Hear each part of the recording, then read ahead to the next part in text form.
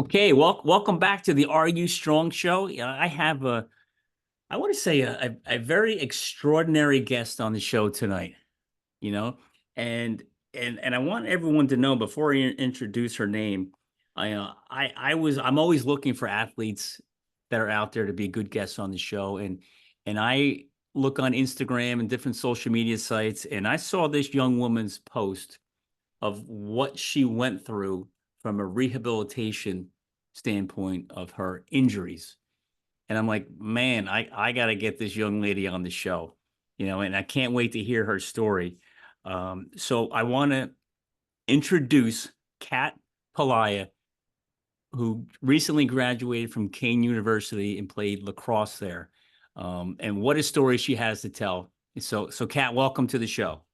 Thank you for having me. Oh, it's my pleasure. It's my pleasure. And when I saw you in that video, I was just watching you go through all the things you had to do. And also there's one word I was going through my head. It's called pain, you know. So if you don't mind, there's a lot of people out there listening, especially a lot of young athletes that are listening to the story. Just let the world know who you are, where you're from, and where you played, what you did, and what you're doing now. I'm Kat. I played lacrosse at Kane. I started playing when I was in high school and I immediately fell in love with it and I knew that I wanted to play in college. I originally soccer was my main sport, but had a couple injuries and lacrosse was kind of there that it picked up the broken pieces and it made me I guess fall in love with being an athlete again. So I knew that I wanted to play it in college and my high school coach was phenomenal and he was able to help me kind of figure out where I wanted to go and find the best fit for me. And that happened to be Kane. And I got to Kane and I was excited. It was during COVID, so freshman year was a little bit wonky, but I still had a great experience. And through there, I that's kind of where I picked up all my injuries and kind of where I found myself, found my core values, who I wanted to be, who I didn't want to be. And like you said before, the word pain comes up a lot, but Yeah. when I think of it now, I think of it like pain gave me perspective. So it's Mm. hard to say that all that pain wasn't worth it because I wouldn't go back and I wouldn't change any of it. So Well, just so you know, when I'm looking down and writing down, I'm writing stuff down. But you said pain gave you perspective. Can yeah. you go deeper on that? That's a great statement. Yeah. Um, if you looked like at my stats for lacrosse, you probably wouldn't see much in, points or goals or any of those accolades, but I think I have a good amount of stats when it comes to, having good people in my corner and having an army or a village where people just continually supported you.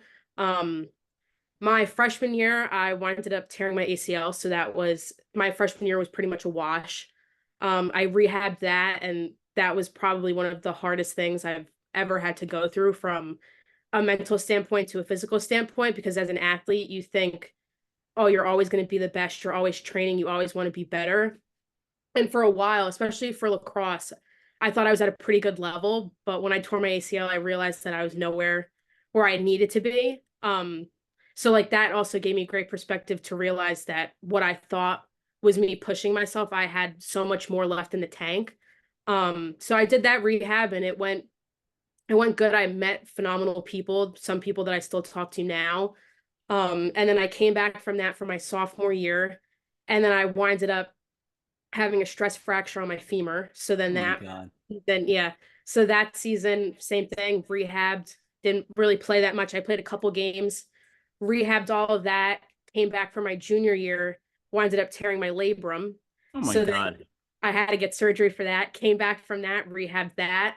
And then my senior year, the first day of practice, I winded up tearing my meniscus and spraining my MCL. And from there, that I didn't get surgery for. I still never got surgery for it, but it was one of those things where I looked back from my freshman year to my senior year and I was kind of put in the same position with my knee. It was the same knee, same mechanism that I did. Um, and I kind of just took it as an opportunity where like I knew it was my senior year. I wasn't going to get, there was no one more year. There was Yeah. no one more year of eligibility. I knew I was graduating. So it was one of those things where it's like, all right, like I've had a couple lessons I've needed to learn through my 4 years, and this is kind of like that final test to see if what I put in, I was able to grow from it and truly like see that perspective from all that pain Yeah. that I've been through. Um, and I wouldn't have changed any of it. My goal for my senior year was to just play in a game, specifically my senior day. Yeah. And thank God for the weather because our original day got canceled for it, and it was ended up being our last game of the season. And I don't even know how I pulled it off because my body was just like my one whole leg was like wrapped. I didn't think I was going to be able to walk off the field, but it was a gamble that I was willing to take. And the fact that I was able to even walk off the field that day for me was a win. And I had everyone that supported me through my 4 years. If they weren't in the stands, they walked out with me on my senior day. And it's something I'll still never forget. It made me tremendously grateful for all the friendships that I was able to develop, but as well as who I became as a person, because I'm not the same person I was my freshman year. And I wish I can go back and like say to my younger self, like, you're gonna make it and you're Yeah. gonna survive and you're gonna be better for it. Wow. That's, oh my God. All I can say is the average student athlete wouldn't persevere through all that. That's an amazing story. And so I'm going to kind of ask you another question around that. Is you just said if you could go back to your younger self, well, let's say, hey, how about if you can go back to a younger athlete and talk to them who's maybe a freshman, maybe a sophomore, or maybe a senior in high school, who is dealing with I don't want to say a career-ending injury, but a real serious injury, and they're in the very beginning stages of the pain of the rehab. And like, talk about that. Like, how are you handling that mentally? And what advice can you give to the young men or women out there that they maybe just had their ACL done, they maybe just broke something, and they're in like week one of rehab, and they say, oh, you got a 6 months rehab in front of you, you got 8 months. It seems like an eternity that's in Yeah. front of you. How do you handle that mentally, and what advice can you give the young people that might be in the beginning of that now? I For me, it was definitely a big wake-up call. I've always tended to be a pretty positive person. I always wanted to see the good in things and knowing that everything happened for a reason. But I remember my freshman year, it was really hard for me to kind of navigate why did I tear my ACL? Why did it have to be my freshman year? Like I wanted to prove a point, prove that I was ready to compete. And it it knocked me off my feet. I wasn't expecting it. No one expects it. That's the one thing you don't want as an athlete, to be hurt. Um and mentally I just wasn't in a good headspace. I'd gone through depression and anxiety, so that was already something that was on like the forefront. So when I wound up finding out that my first season was going to be gone, it was one of those things where I was like, why is this happening to me? But I know it's serving a purpose for something later on down the road. And I'm extremely grateful for this person because he absolutely changed my life. He was my athletic trainer my freshman year of college. His name was Jamie. And he gave me a book. He knew that I like to read. And he read a book when he was going through a certain circumstance in his life. And he had wound up giving a book to me, and it was called The Hero. And I read that book overnight. And I went to him the next day and I was like this book's amazing. And from there, I kind of just adopted the phrase of like be your own hero, because Mm, you're going to have people that are going to support you and they're always going to be there for you. But at the end of the day, like you need to be able to pull yourself out of the pain cave that you're in. And it's not easy. I know it's not. If I look back my freshman year, my sophomore year, I had a lot of dark days where I didn't feel like I had a purpose or I felt like I was failing. And that's kind of when you just have to really figure out what it is that you want from it. And you really need to understand that like your bad day is not a bad life. It's just a bad moment and it's going to pass because time's always going to pass. It's never going to slow down. And my one thing that I kind of picked up on throughout the years was I never wanted to leave with regret, because my sophomore year and my junior year, I felt that if I stopped playing, I was letting people down and I was letting myself down. And I know now that that's not true. It would have been what was best for me at that moment. But I look back now and I'm so grateful that I didn't quit on myself because it made me a better person. And yeah, sure, I'm physically, my body is a little taxed right now, but I wouldn't change any of it because it made me who I am now. And I look back throughout my 4 years and I didn't see it at that moment, but I know that I impacted my teammates. I impacted people around me that maybe needed that push that I didn't realize I needed myself, but I was able to give it to other people. So if there was any younger athlete that's listening to this, it would truly to understand that if you keep going, I promise, like you will find your way out and there's a light at the end of the tunnel, no matter how small it is.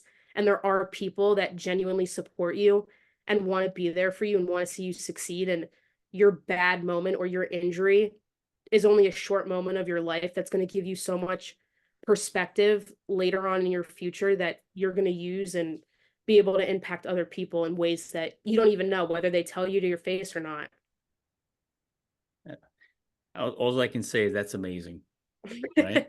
And I love what you said, be your own hero and pull yourself out of the pain. And that's crazy. I mean, like so many people, they have a hard time pulling themselves out of anything, let Mhm. alone that daily grind of pain that you got to go through in a rehab of an injury. So let's talk about um, college athletics. You didn't have the traditional typical career. It was more downs than ups, but it sounds like Mhm. it finished with a big up, right? So let's talk about, even though you've only been out of school for how long now? Couple months. A couple of months. You're like you're a brand new, person out in the real world, right? Mhm. How did college contribute, college athletics, that whole experience, how did it contribute to who you are now?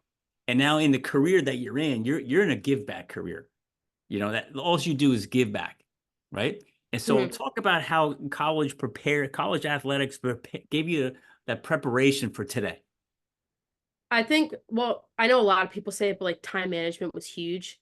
You really have to be able to just balance your time wisely, whether that's your friendships, your schoolwork, going to practice, going to rehab, doing, the daily tasks that might seem mundane, but when you graduate and you go in the real world and you start your job, you're going to have those skills that some people might not have. Um, but besides that, I think just like the basic human connection of like building relationships and building lasting relationships that positively impact you. The people that I've met in college, I know are going to be with me for the rest of my life, whether I talk to them every day or every couple months, because they've made an impact on my life and who I've become as a person. And specifically, my last semester, I came across a couple people where I met them and I wish I met them my freshman year just because of how much they impacted me and touched my heart. And I look at it now with the profession that I'm going into. I'm going to be at a school, I'm going to be with students, they're going to be my students. I'm going to have athletes that I'm going to be coaching and I look at it and it's no different than when I was a player because I was sidelined, I almost had that coaching like already in me. Yeah. So I feel like in a way it's become a little easier. And like I'd mentioned before, like that perspective of I've technically been doing it for 4 years. Just now it's like I'm in that official role where Yeah. I look at the athletes that I'm coaching or the students that I'm going to have, and they're all going through stuff, Yeah. whether they share it or don't. You don't know at the end of the day what someone's going through unless you take the time to know them as a person or as an athlete. And I think that that's a unique skill that I'm going to be able to have when I, do start my job. I already did start it, but I think it's going to give me that unique perspective to really connect with people and, kind of give them the same talk that I had through my 4 years of college where, like life's hard, Yeah. but that doesn't mean you can't handle it and you can't accept the things that get thrown at you, whether it's positive or negative at that time. Yeah. So tell the audience where you're working and what are you doing? Yeah, so I'm grateful enough that I graduated with the job. Starting in September, I'm going to be at Sparta High School.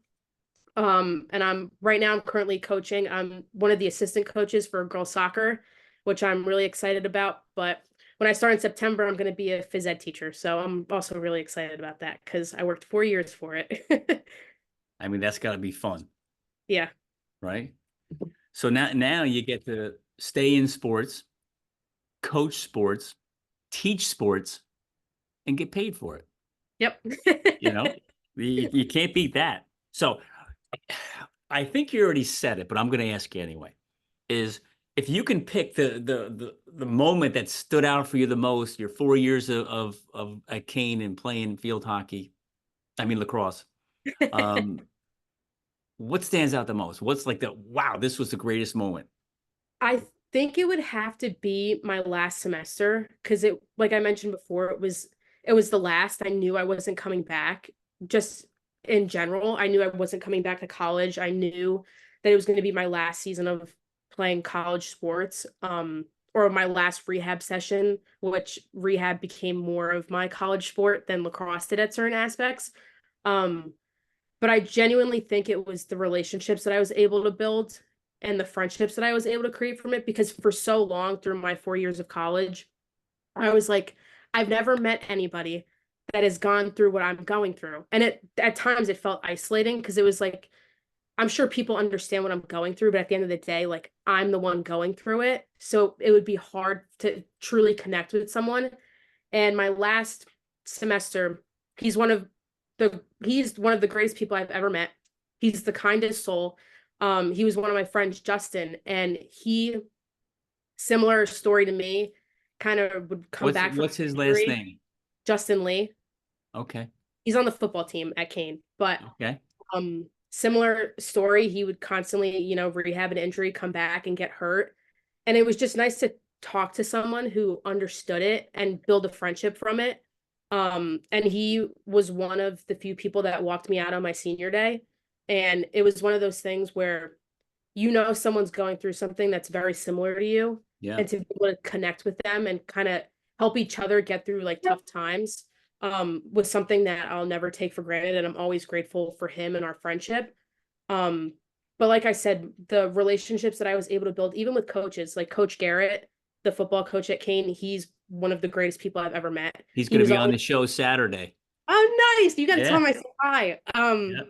But like the coaches at Kane were great. My boss at Kane was great. She was always there for me. The trainers are literally the best people that I've met and were always in my corner. I know I was not the easiest athlete to deal with, but they never told me, you should really try something else. Like it's not working out for you. The moment I said I wanted to keep going, they were the first people that said, okay, well, this is the plan and this is what we're doing.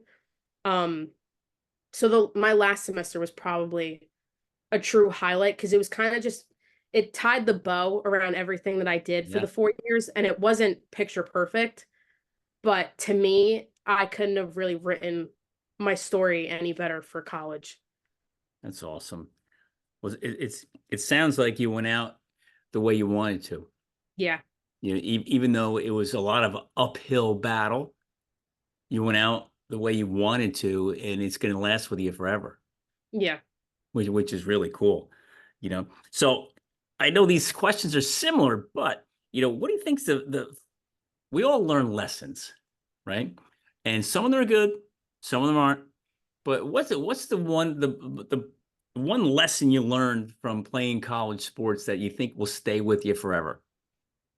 oh, that's tough. I honestly think it's that life is hard, and it honestly just depends on the way that you look at it and the perspective and the attitude that you bring to it. Because I could have looked at all my injuries and been like, this is the worst thing that could ever happen to me.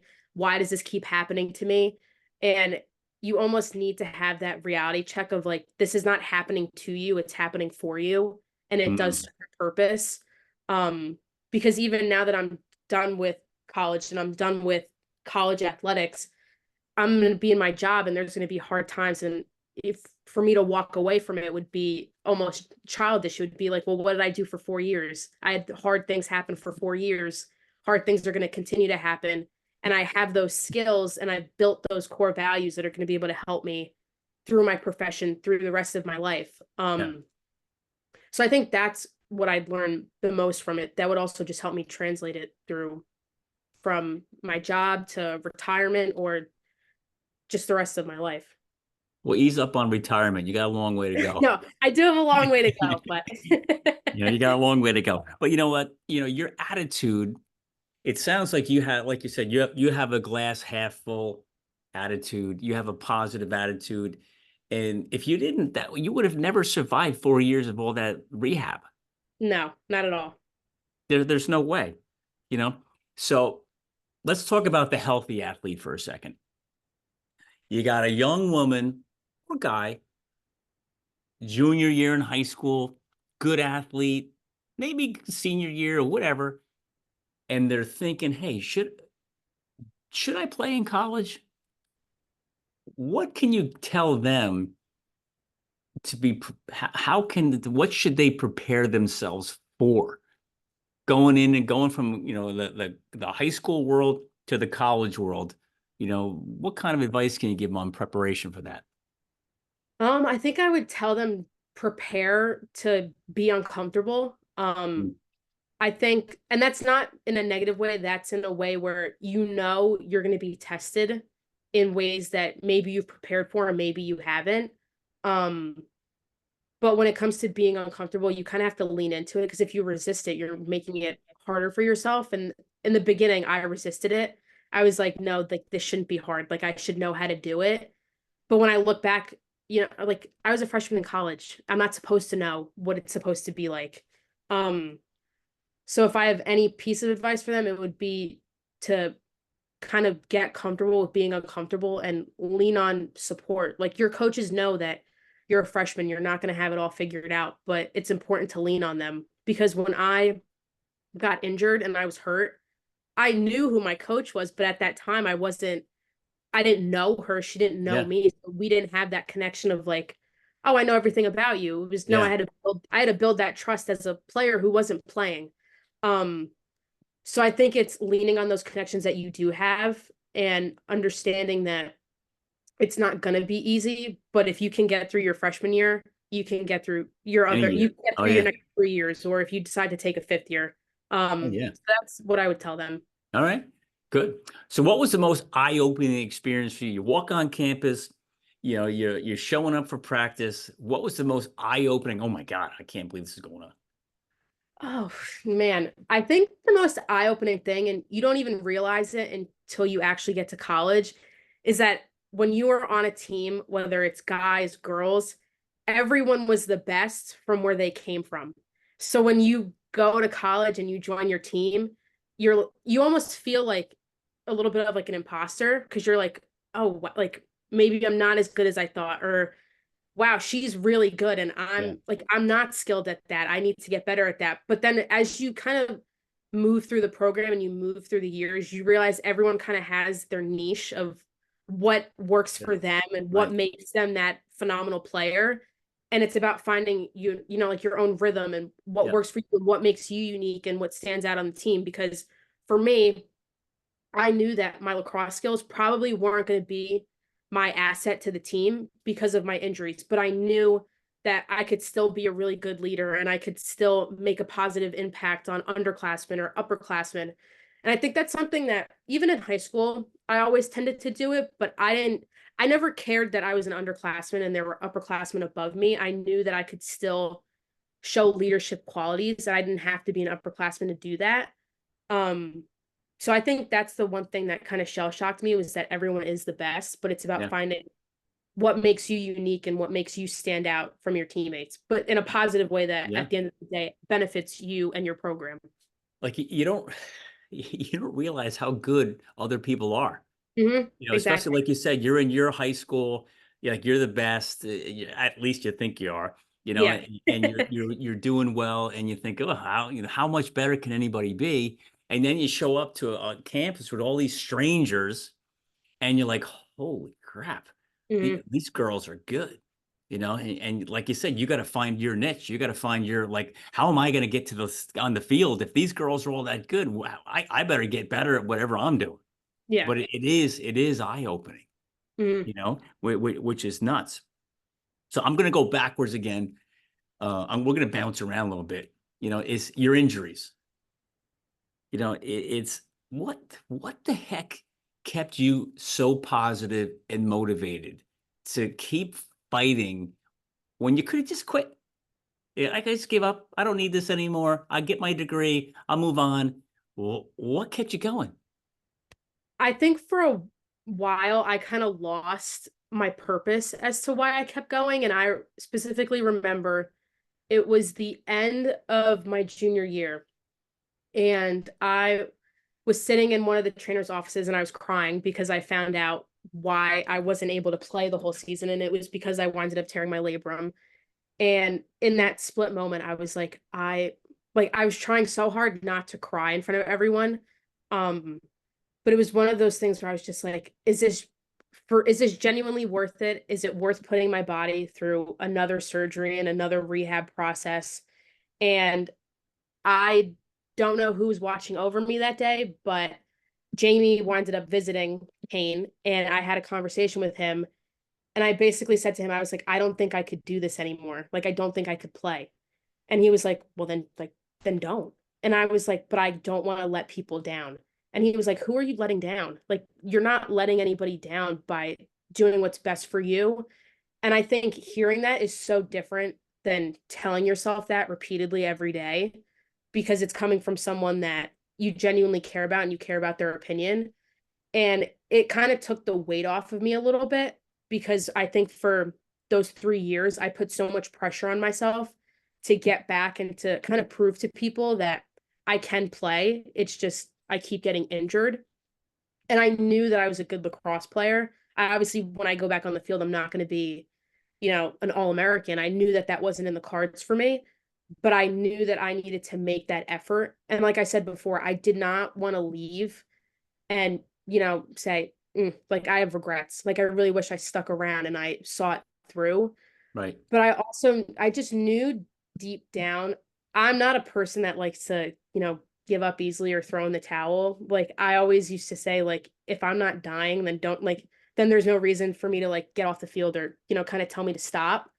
And I also think for a while that was also what I had to figure out because I was so easily getting burnt out just with the rehab process and like the daily grind of always trying to just like do more, prove to myself that I can do it. And it really wasn't until my injuries in my senior year that I was kind of just like, enjoy rehab because you're not going to get it again. And in a positive way and a negative way because I won't be hopefully going through another injury.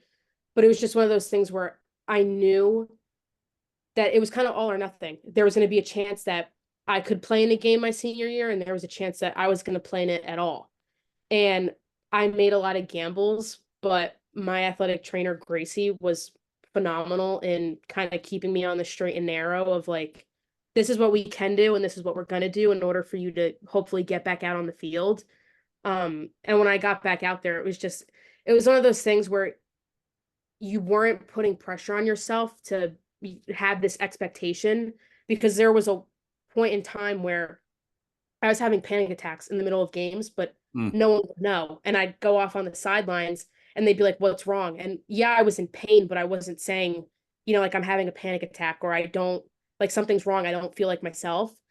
And it wasn't until my senior season where I was just like, you genuinely have nothing to lose except to go out there and just do the best you can. And walking off the field on my last game ever, and it wasn't my best game by any stretch of the means. I was just trying not to like break a bone at that point. But I walked off that field with such an appreciation for the sport and everything it gave to me because of all that pressure I put on myself for 4 years.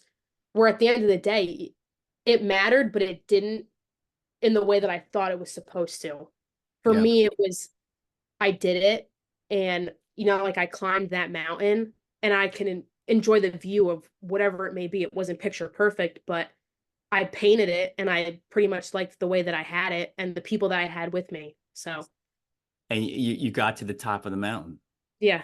and sometimes it's not how you get there, it's just get there. Yep. You know what I mean? Which is crazy. That's awesome. So I got to ask you some more questions around this stuff, which is, and the whole point behind this show is about the mental challenges athletes face and the physical challenges. It looks like you got a whole slew of everything, right? Yeah. But you mentioned before a couple of times is that you didn't want to let people down.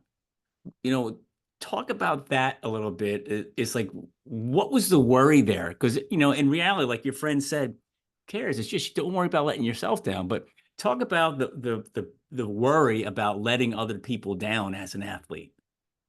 I think for me, a big part of it was because of my injuries. I had so many people kind of help me like pull myself out of the hole that I was digging myself into mentally with my injuries, that it was almost like I need to prove it to them somehow that the time and effort that they put into me was worth it.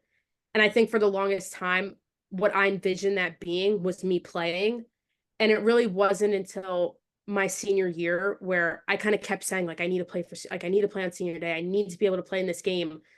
And so many people were like, we've seen you grow without lacrosse. Like, you've grown in the rehab room, you've grown as a person, you've grown through your friendships, all like the hardships you went through.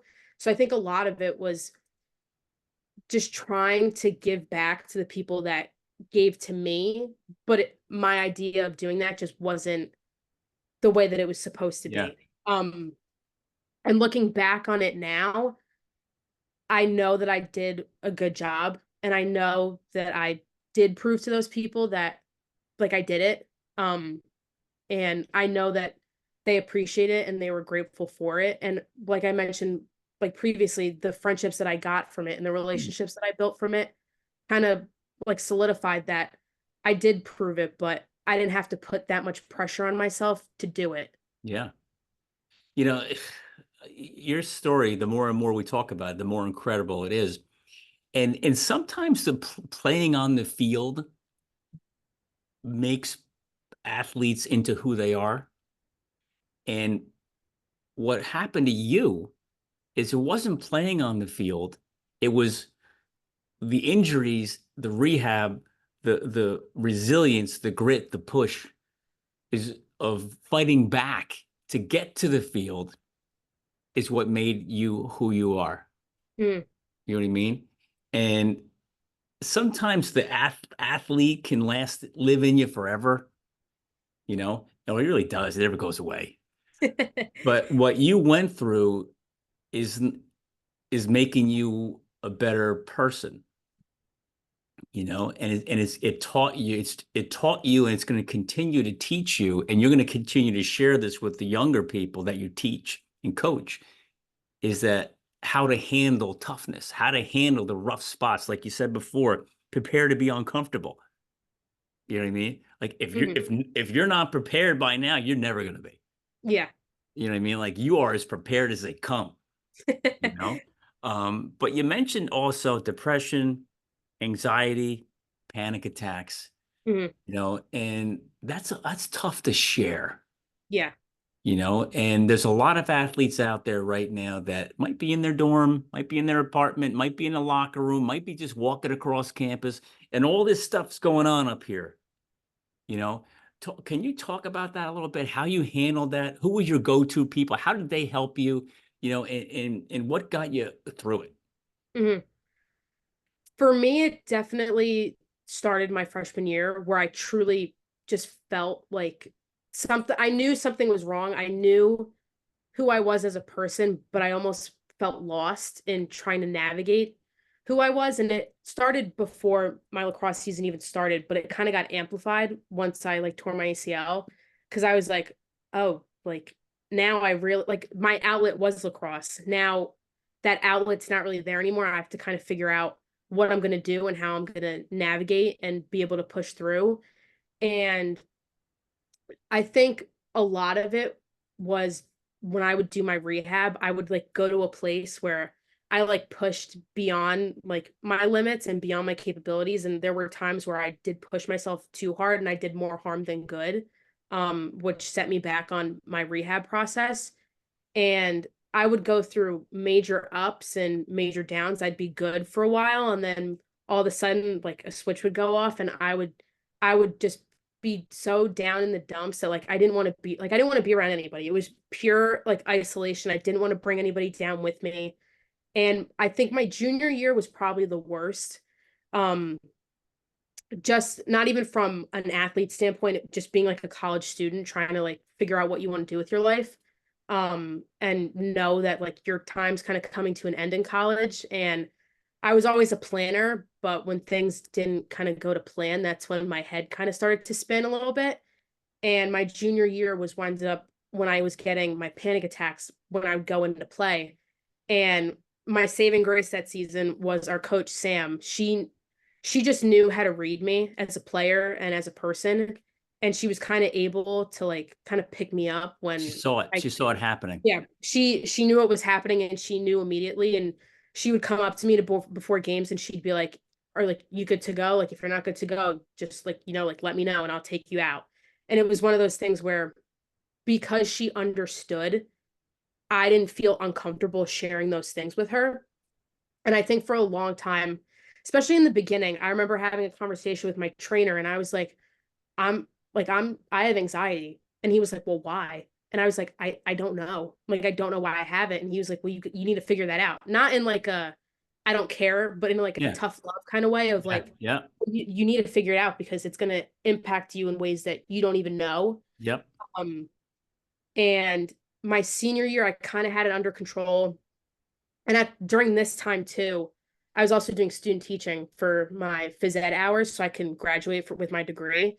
And I remember going to student teaching and I didn't enjoy the classes for phys ed because some of them were just straight up boring. Yep. And I was like, if this is what my job's going to be like, I don't want it. You don't want to do it. Yeah, no, I don't want to do it. And when I was going through my clinical hours, my co-op at the time, he was like my saving grace. He pulled me out of the hole. And I know I keep saying the hole, but I kept putting myself in that hole for so long where I felt like I deserved it. Like I deserved to be in there because I wasn't working hard enough or I wasn't doing everything that I could. And looking back now, I know I did everything I could, but it was so hard for me to see because I was just going through a tough time. And But he, what made you think you weren't working hard enough? Like, how did you think that when everyone's probably surrounding you and saying, "Oh my God, you're doing such a good job. You're working so hard." How did you stay in that valley of it's not enough? I think it was, I honestly think it was because I just didn't really take a second to kind of like look back and see how far I came. Because I still go to therapy now. I started therapy my junior year of college, and it was with a sports specific therapist. So they were kind of really able to navigate things and relate to things in a way that maybe your regular therapist wouldn't really know how to help you. Um, but it was just kind of just became like being self-aware of your emotions and just having that confidence because I knew deep down I enjoyed playing lacrosse. I knew I wanted to be a phys ed teacher. I wanted to be around my friends, but I didn't feel like myself. So it was just a lot of inner work where I knew it was in me because I there was a point in time where I was happy doing those things and I knew that I can get back there. But like you said, it's about being uncomfortable. I knew I was going to be uncomfortable talking about my feelings and saying why I was depressed or why I had anxiety or why I was having these panic attacks. And it was because of the pressure that I was putting on myself. And I always felt like I had to do it alone, that I couldn't lean on all these people that I had around me because I didn't want to let them down or maybe they had a certain expectation of me and I didn't reach it. Because at the end of the day, I'm always a people person. I still am. I always want to make sure that my friends are taken care of. They're all doing good. They're all healthy and happy, or my colleagues are all good, or my students or my athletes or whatever the case may be, that I just never really filled my cup. I filled it based off of the impact that I was making off of people. But it kind of came to the point where I was like, this isn't working anymore. And yes, I can still do those things and I can be there for everyone, but I also need to be there for myself. Um, so that's where I am now with my journey, and it's more just building self-confidence and being able to like share my story, which is what Yeah. I'm doing with you. But yeah. Well, it doesn't sound like you have any trouble with self-confidence right now. You really don't. It's again, I love listening to your story, and I'm just going to keep going deeper. You know what I mean? I feel like the therapist now, right? Um, when did you? I mean, because there's so many athletes out there that they don't know what to do. They Mhm. know they have these inner feelings, emotions, anxieties, depressions, it's just whatever, and they don't know where to go, what to do. When did you realize, hey, I need help, and I'm comfortable and confident enough to go ask for it? Yeah. It happened a couple times. The first time that I did it was during my fall semester. It was during fall ball of my freshman year. And I really didn't know my coach well at the time. And I kind of just went up to her and I was like, I think I need to go to counseling. Like I need to something's wrong and I need to talk about it. And I immediately went to counseling, but then COVID kind of picked up and then I winded up tearing my ACL. So going to therapy kind of stopped. And then it was my junior year. I was in rehab. I was leaving rehab to go to my night class. And my trainer, Bree, she is an absolute saint. She was there for me for my whole 4 years, and I wouldn't have been able to do it without her. Um, she knew something was wrong, and she could tell that I was crying before I came into rehab. And she was like, "Are you okay?" And she knows this now, but I like lied straight to her face, and I was like, "Yeah, like I'm fine." And she was like, "Are you?" But I did tell her I was like, "But I am depressed." And she was like, "Depressed like you're having a bad day, or depressed like you need help?" And my response was, "Nope, I'm just having a bad day." But that day, I think about that day so often because that what she did for me that day changed like the trajectory of my life because I could have went really down, or because she was there for me, Yeah. I went the complete other way, and I at that moment was like, no, like I genuinely do need help. And a couple of days later, I went back and I was talking with the other trainers in rehab, and from there, I was able to connect with the therapist that I'm still currently seeing now, and that's been one of the best things that I've done, not only mentally for myself, but physically, because it was able to help me navigate the rest of my senior year with how I wanted it to end. Well, I mean, it sounds like you just got one. I've met all the when I had the privilege of talking with Coach Garrett. A couple of about a month and a half ago, maybe. He walked me into the training room, and he introduced me to all the trainers in there, and it's one heck of a group. Hmm. But it's and like I said, hello, how you doing? Whatever the niceties, and I have no idea who they are, right? But he was like Mr. Nice Guy, very friendly. They're all like, "Oh, go, Charlie," very friendly, right? But it sounds like this group of people were very helpful in your life. Hmm. They You were know, tremendously helpful. There is no way that I would have been able to go through my 4 years without them. Each one of them, I've had my own moment with them where they've like impacted the way that I viewed my life and my injuries.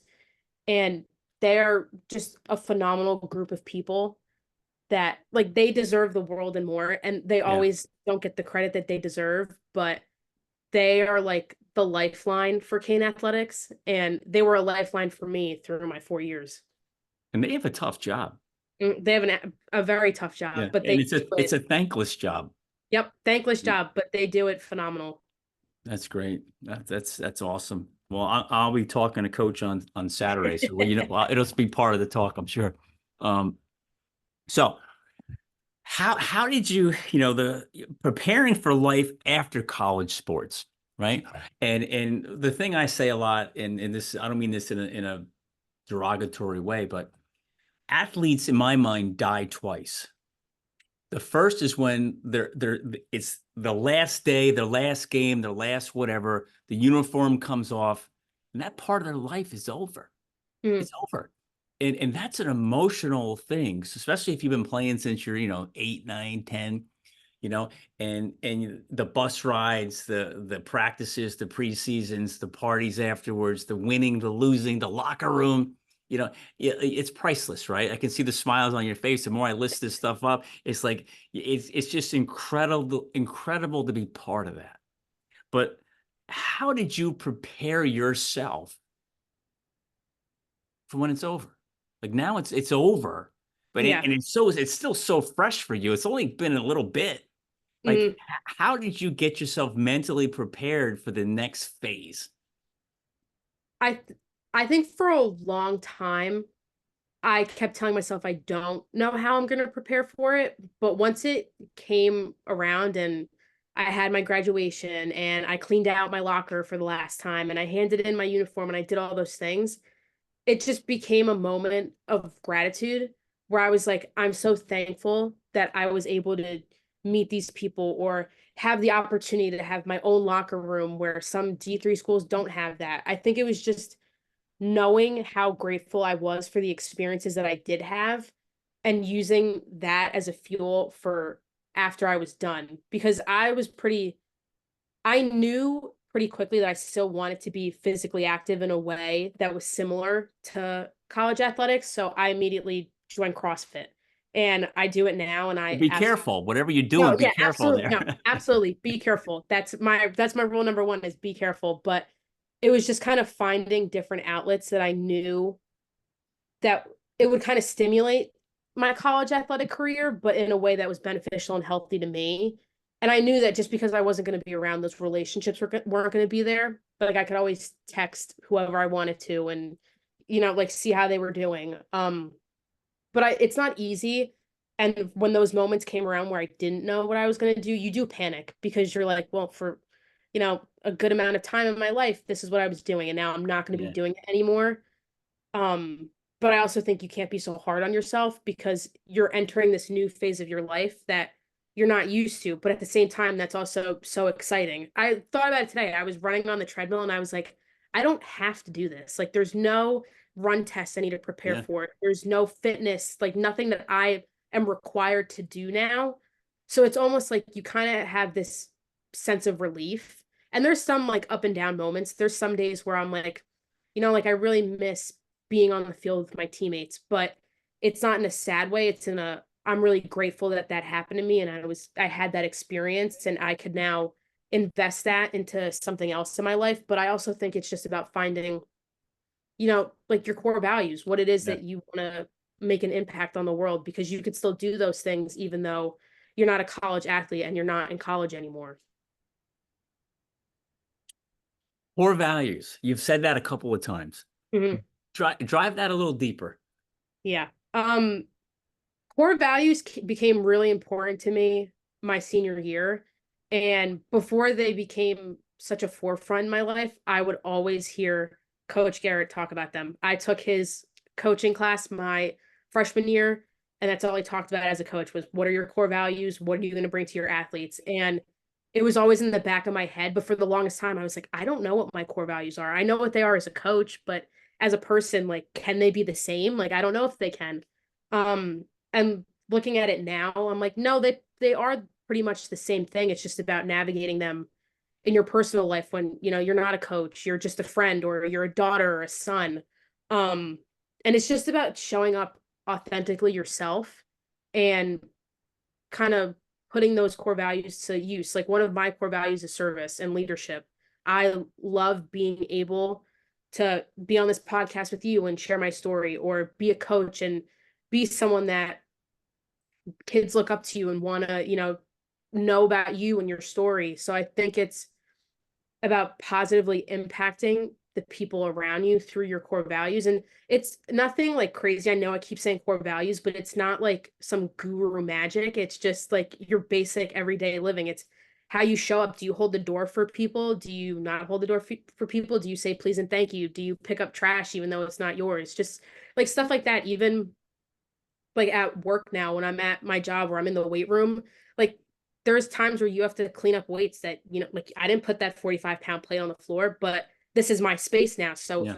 it's my space. I have to clean it and I have to make sure that it's good for the next group of people that come in. So I think it's just little things like that. But when you start to find your core values, I think it also becomes just real easy to implement them in your everyday life when you show up and you're disciplined enough to actually implement them. Yeah. Yeah. And you said service and leadership. Not everybody wants to lead and not everybody wants to serve. And when you combine the two, then you have something special.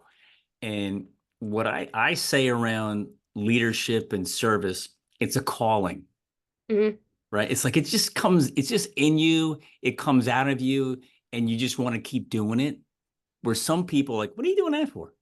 Like, oh, Mhm. come on, you don't need, like you said, pick up the plate. Like, come on, it's why I didn't put it there, but Yeah. so what? Pick it up. You know, and like you said, the garbage, it's funny, like in our building here, every now and then the hallway, somebody drops something. And I automatically in my mind get tempted. I didn't I didn't drop that. And it's like it just walk by it, but I can't. I Mhm. pick it up and I'm like, and even like, should I pick this up? I don't know what it is. I pick it up and I bring it in, throw it in the garbage. But so many, I would just sit there. I wonder how many people walk past that thing today. Mhm. Like, why wasn't that already picked up? Or maybe it just got dropped there. Who knows? But Yeah. that's what goes on in my head. So I mean, I'll tell you, for such a young person, you have extreme. I'm trying to find the word. I don't know what it is, but it's just leadership. It just oozes out of you. Which is cool, and I can see, I can only imagine the impact you're going to make on the soccer team. Have you met all the girls? Is it you're coaching the girls or the guys? I'm coaching the girls. I've met majority of them. Okay, are they ready for you? I hope so. I mean, I don't seem I hope I'm not an intimidating person, but they're a great group of girls Yeah, and they're very talented and I look forward to kind of going back into soccer since I was away from it for so long. yeah. What I mean by are they ready for you is I don't think most young people are ready for people like you. I mean that in a positive way. They're not used to people like you. They're not typically around people like you. You know what I mean? Yeah. They're typically around people who will walk past the garbage, Mhm. who will leave the plate on the floor. You know what I mean? So Yeah. they're not ready for that. So just think of the impact you're going to make on them. Where I hope when they're done playing, the core values you will instill in them. Let's assume you have four of them. Make it up. You know, Even if they just carry one with them for the rest of their days, just think of the impact you made on them. yeah. I hope I make a good impact on them, but I also have a pretty good feeling that they're gonna make a big impact on me. So I look forward to coaching them and being a part of their short journey for the rest of their life. That's great. That's pretty cool. You smile a lot, which is great. You know? I've always that's always something that I've been told through my whole life. Yeah, that's good because it's like you say, you come to the table with the glasses half full all the time. How do you not smile when you think that way? So I'm going to ask you a tough question. What's harder to balance as a college athlete, the mental side or the physical? Or shouldn't say balance, harder to deal with, the mental side or the physical side? I would definitely say the mental side because that's kind of like your baseline and your kind of support to everything that you do. Because I knew for me, if mentally I felt great, physically I was feeling pretty good too. And if I wasn't mentally feeling so great, then there were days that I didn't want to put my body through intense rehab or go lift or just really go to practice and stand there or throw a ball with my teammate. So I think mentally, for me anyway, that was the hardest part because for 4 years it was that battle of I knew deep down I could bring so much to the table, but I had to find it in myself.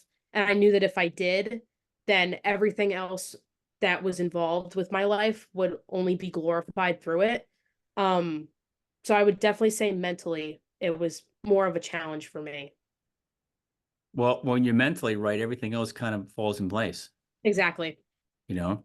And when you're jacked up to go in for rehab, like you have a good day. When you're jacked up, let's say you're not physically hurt, you're in good shape. When you're jacked up to go into the gym and go to practice and you're feeling good, you have a good day. When you face like, oh God, I gotta do this. Like you have a crappy day, Yeah. which is it's so true. So your professional life is barely even starting. It's Right. you're not even at a hello yet, right? So what do you think you're going to take from your athletic career that's going to help propel your professional career? I think just being approachable and being like compassionate and knowing that each student is going through something completely different. And I know I talked about it before, but for me at least, I'm only going to see my students for a certain period of the day. So if I only see them for 40 minutes or an hour, whatever the case may be, I need to make sure that those 40 minutes or that hour, if anything, is the best part of their day. Because at the end of the day, I don't know when they leave school or they leave my class, if they're going through something personally, mentally, physically, whatever the case may be. And if I can be that small ounce of joy for them, then that's something that I want to be able to Mm. bring to them, whether that's the athletes that I coach outside of school or when I'm a teacher and they're the students that I need to care about to keep them, whether it's physically active for a lifetime or they're in the health room and they're learning about their body or whatever health topic it is. I think when you are compassionate and you do understand and you're approachable, it makes building relationships with your students that much easier. And it's just going to help you as a profession be able to run smoothly, your department run smoothly when you have a group of students that trusts you and know that you're putting in the time, the effort, and the passion to be there for them because what you put in is what you get out. If I show up to work and don't want to be there, my students really aren't going to want to be there either. But if I show up and I have purpose with my job and I'm passionate and I walk in with a smile and I'm there for my colleagues and I'm supportive for my students, then it makes my job that much easier. I know the type of person that I am, and I wouldn't do something if I full-heartedly felt like I wasn't supposed to be doing it or not be at whatever school that I'm at.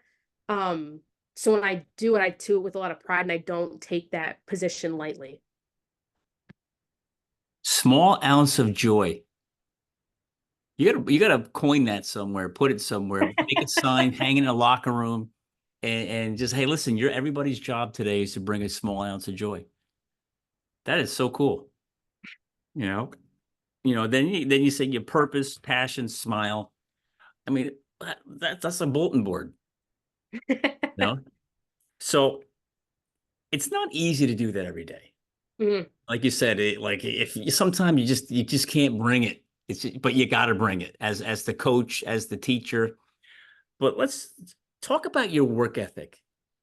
I can't even imagine the type of work ethic you have if you were able to fight through those injuries. But let's talk about work ethic for a second. Not just your own personal work ethic, but like it's probably listed somewhere in your core values. I would imagine it's in one of them, right? And talk about the importance of that as a college student, a college athlete, and just the importance of work ethic after school. Mhm. It's kind of similar to like core values, your work ethics, how you show up, whether people are watching you or they're not. So if I choose to wake up and not make my bed, I'm already setting the tone for the rest of my day. Making your bed's one of the easiest things you can do, and it's the simplest task you can do, and so many people don't do it in the morning. So it's just like a simple thing like that, your work ethic, how you decide to show up first thing in the morning, or, I'm at work and my work ethic needs to be like at a pretty high level because of all the students that I'm dealing with, or I'm a coach and I have athletes that are going through something and I need to be there for them. I remember even when I was in college, my coaches were vulnerable. They weren't like you were a part of their life, so they made it a point to be a part of your life. Um, and seeing like their work ethic. My coach this year, like both of them were going through some stuff, but they still showed up every day and they gave their all. So it became a lot easier to, do the same. And it's about doing things even when no one's watching. If I'm sitting at my desk at work and I'm not really doing anything, am I really being productive? Am I being a good colleague? Am I, being that profession that I always wanted to be at, that standard that I wanted? No, then I need to change something. Um, and it's also discipline. Like you have to have the Mm. discipline to do things when you don't want to do it. And 99% of the time, you don't want to do those things, but you do them anyway because you know that the benefits from them are going to surpass any of the negative outcomes that you're going to get from them. Discipline. Phew. Yeah, that we could drive that conversation for an hour. And I discipline equals freedom. Hmm. And what people don't understand, especially athletes, if you have the discipline to do what's hard, everything else becomes a little easier, Hmm. right? But if you don't have the discipline to do what's hard, right, everything else over time becomes even harder. Hmm. You know what I mean? And it's sometimes just like that simple, the simple stuff, and it wears on some people sometimes if they don't do it right, right? So support. Let's talk about that for a second. I know you just mentioned your whole training staff. It's like it sounds like there are a bunch of angels working down there, right? They are. But you know, who was the most instrumental person um in helping you transition? Like it's like you've been out of school for 50 years, but it's only been a couple of months. What kind of help or support did you get to help with your transition out of sports? Mm. Um, I mean, that's definitely a hard question because I've just met so many like great people throughout my Yeah, college career, but I think specifically outside of sports was my co-op for when I did my student teaching, just because he was already in a completely different aspect of his life. He's was in his 30s, he had a family, he graduated college, he was already like years into his career. And he just gave me so many life skills that I already knew that like those were life skills I needed to have, but he kind of amplified them and he made me uncomfortable in a way that helped me grow, especially for student teaching. Like you don't know these students, but you have to teach them because it's what you need to do in order to graduate. You're going to get observed by your supervisor and you have to, have a certain standard. And he kind of just threw me into it. And I resisted it in the beginning. I wanted like no part of it. I was like, I've never done this before. Like, I don't even know what to do. And like, there's no guidance, there's no help. And he was kind of just like, well, like, that's the point. You got to learn on your own. Like, I'm going to be here to support you. But if you don't do it, you're not going to know. And every time I failed, and I failed a lot, I failed the first time I taught. It just the lesson did not go the way that I wanted it to. But he was there to pick me up and kind of scrape the dust off and say, all right, that didn't go as planned, but you're going to get the next one and you're going to be better for it. And that was my profession that I'm going to be in currently. So he was definitely super impactful. He kind of made me find my passion for teaching again because that kind of got lost because of my injuries, because I yeah. was just not in a good mental space. So if it wasn't for him, I think I maybe kind of would have changed my profession along the way somewhere, but he kind of kept me on that straight and narrow and he just saw something that I don't think I saw in myself for a long time, and that was self-confidence and knowing that I'm making an impact on my students.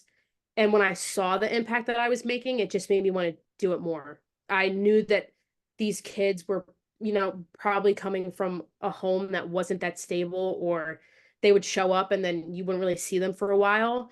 And I took that as an opportunity. Like I said before, if you only see them for a certain amount of time during the day, it's my job to make sure that that time I see them is the best part of their day every time that they come in. And I'm not saying that I'm 100% every time I'm in there, but if I only have 10% to give that day, that 10% is going to be my 100% for them because I Yeah. know that they need It's amazing the stuff that you talk about. it. It's fun. It's fun to sit here and listen to someone who's young as you talk. You have years of wisdom in your head at such a young age. So you mentioned you still go to therapy, which is Hmm. which is great. What other things do you do that help you cope? That you can maybe share that other people can maybe utilize or take advantage of. Yeah, I'm a huge journaler. I love to journal. Reading, I love self-help books, especially when I was going through my ACL rehab. All I did was read. I think I like would go through like 3 books a week. I just loved it. I love Can the you information. recommend two books?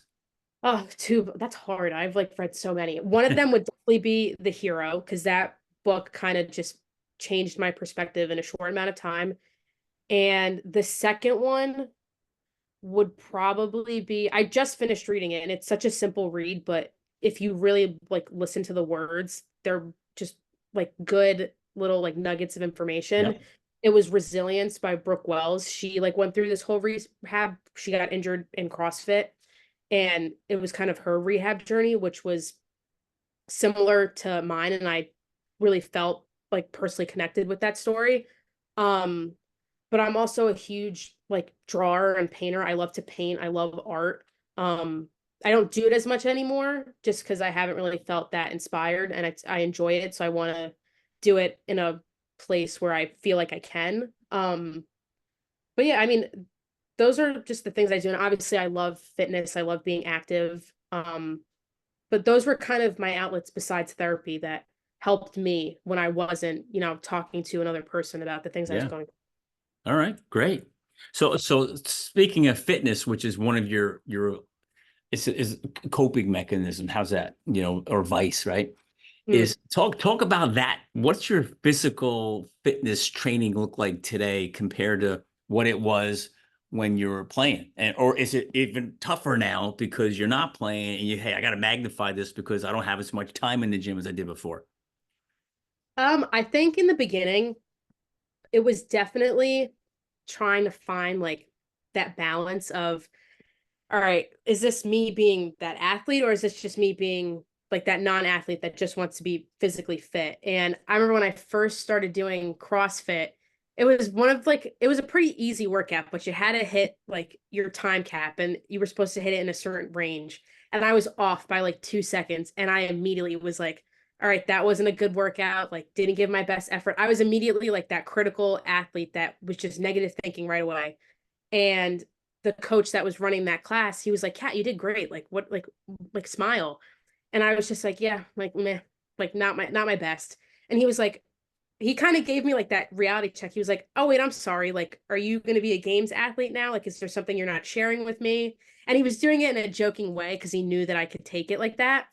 Um, and I was just like, no. And he was like, so then just have fun. Like this isn't like Mm, this isn't meant to be like mentally taxing on your body. This is for you to come into this space and have fun and then go.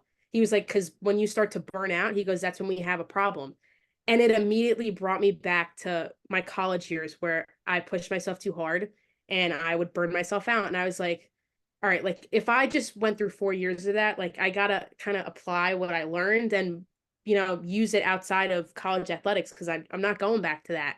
Um, but besides CrossFit, I love just like weightlifting. Running, in and out depends how my body's feeling that day. But for the most part, my training looks the same. It's just definitely dialed down a little bit because I don't need to be, running miles or having to hit a sprint time in a certain yeah, amount of seconds. you'll balance it out, Yeah. right? But trust me, the older you get, what happens is your mind says, "Yeah, let's go," but your body says, "Listen, you're getting old. Slow it Yep. down." So, but for you, you got a long way to go. Long way. So looking back, I know you kind of said this already, but I'm gonna ask you anyway.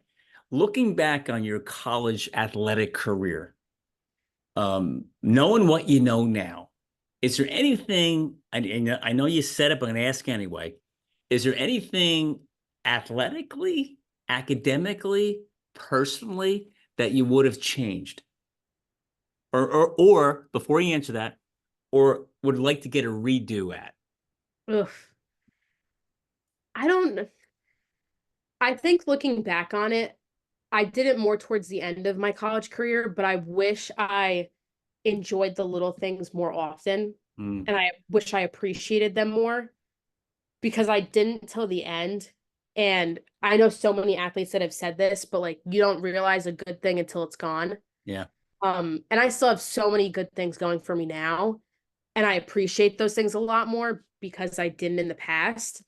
But like I wish I valued my friendships a little bit more. I wish I, kind of managed my time a little bit better where I wasn't so focused on like being that athlete. I wish I was a kid a little bit more at certain aspects and just like, my friends want to hang out. I should go hang out with my friends. Like, not going to the gym the second time today is not the end of the world. yeah. But for me at that time, it was if I didn't go.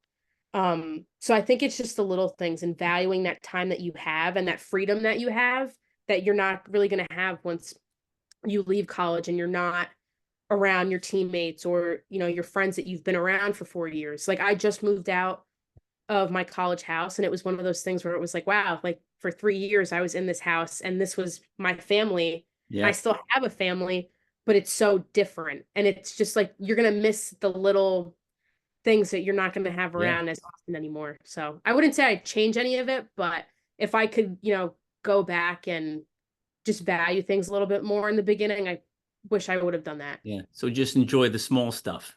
Absolutely. You know what I mean? Because you don't realize how important the small stuff is until it's gone.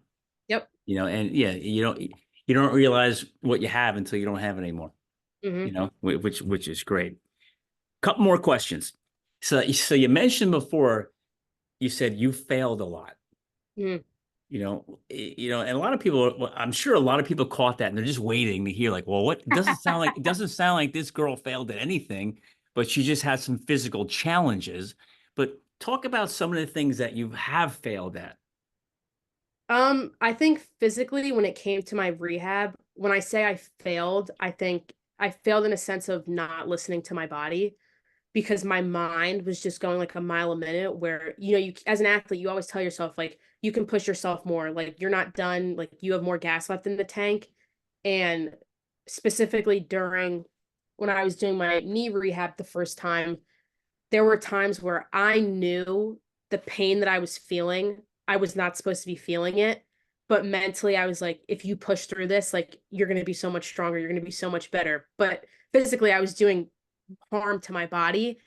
And like I was just so stubborn my freshman year. I just thought like, oh, nothing could break me, like I'm everything that I set out to do, I'm still going to do it. And you have a couple reality checks where you fall smack on your face and it's like, well, no, you're not. And it's not to say that you're never going to do it, but you need to change, the goals and the plans that you've had for yourself because what you thought was your dream or your goal, you could still have that, but it needs to be attainable because you're going to set yourself up for failure, which is what I did continuously. And my trainer at the time, Jamie, he would always, I know he purposely did it, not in a negative way, but in a way where he knew that it would kind of like wake me up.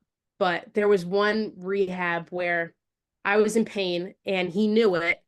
And he was like, well, like, then stop. And I was like, no, like, I'm like, what do you mean tell me to stop? I'm not going to stop. And I winded up hurting my knee more.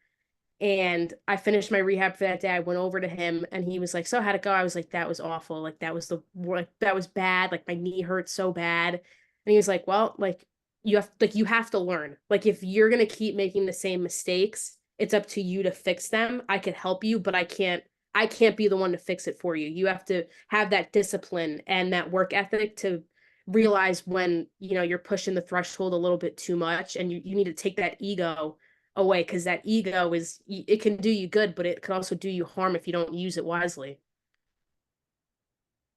Take the ego away. You know how hard that is for an athlete? It's hard. It is hard. Yeah.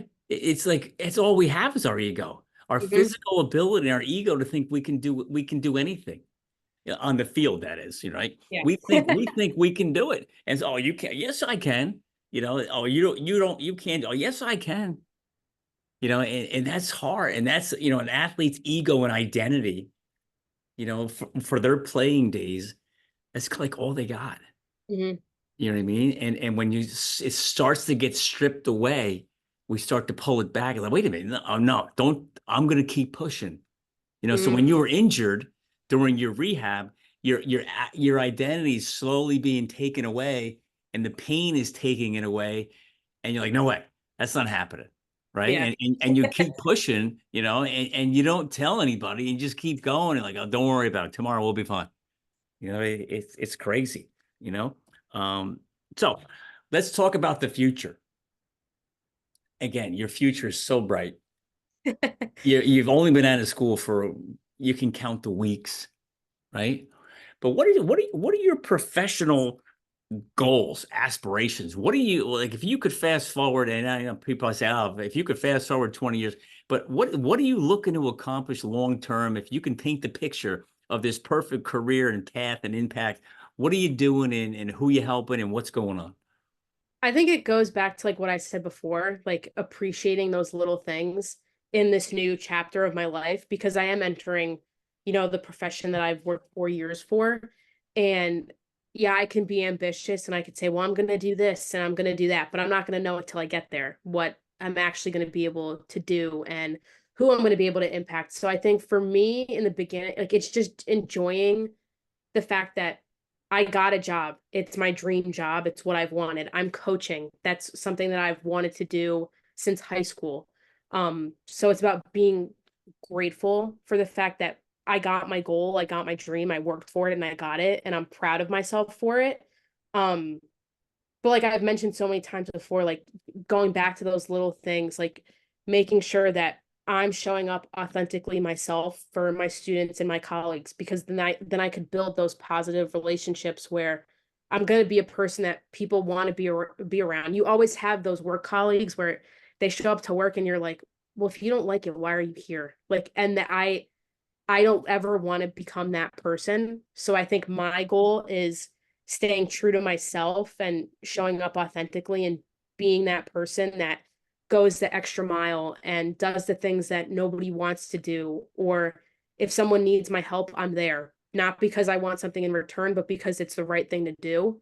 Because I know from there, years later down the road, it's going to come back to me in a positive way, whether it takes days, weeks, months, years, whatever the case may be. But if I show up authentically myself, then those goals and those values and dreams will come to me. Yeah.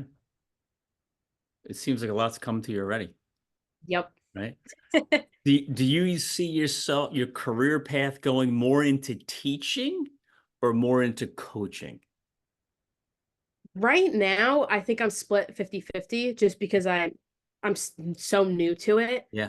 Um, but I feel like my passion for coaching will always be there and my passion for teaching will also always be there. So right now I'm 50-50 and I genuinely do just want to lean in to the teacher aspect of it because there were moments where I didn't think I wanted to do it. Hmm. And when I realized that I can do it and I want to do it and I want to make an impact, I think I want to lean into that side a little bit more just to see how capable I truly am and the impact that I can make for my students. That's great. You'll be a head coach too. I'll stick I to assistant right now, but I maybe. I can see you being a head coach someplace and probably at the collegiate level, Oh, thank you. I appreciate that. and a professor too. You know what I mean? And just keep growing.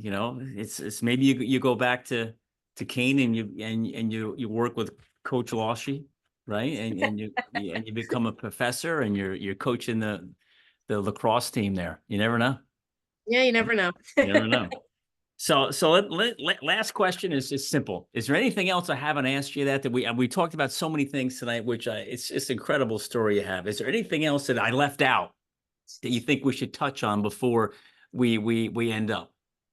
I mean, I think we've hit a lot of the main points in my journey and my story throughout my college career and within athletics. But I think just like the main thing that I learned through my 4 years and I'm still learning is the way that like you show up throughout your day is what you're going to get back in you. So if I show up negatively, I'm going to be able to kind of pick out the negative things that are happening in my life versus if I wake up positively, those good moments are going to come and they're going to last a little bit longer because my eyes are open to seeing them.